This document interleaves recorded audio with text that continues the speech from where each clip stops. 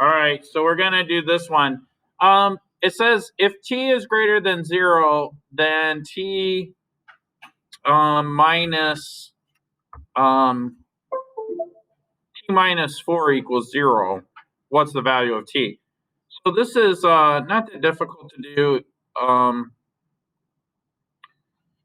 If I say t squared minus 4 equals 0, I want to get t by itself and all the other stuff on the other side. We do this by doing the inverse operations. All right.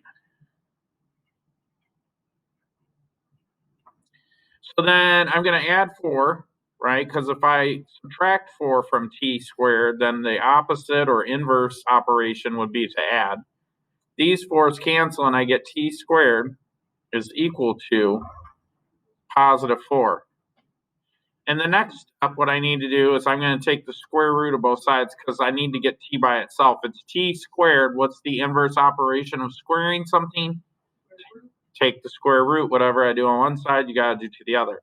Remember that whenever you take the square root of something, if it's an even root, then that means you're going to have a positive and a negative solution. Oops, it's not 4, it's 2. Why? Here's why. If I say 2 squared, that's 2 times 2, which equals 4. If I say negative 2 squared, well, that's negative 2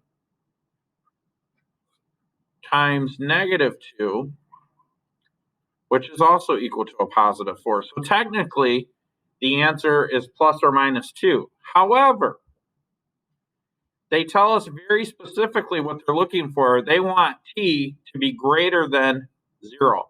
Now, that's a fancy math way to say they want t to be positive, right? If t is greater than 0, then that means it's positive. So we're only going to consider t equals 2. Are there 2 answers? Yes, but which one do they want?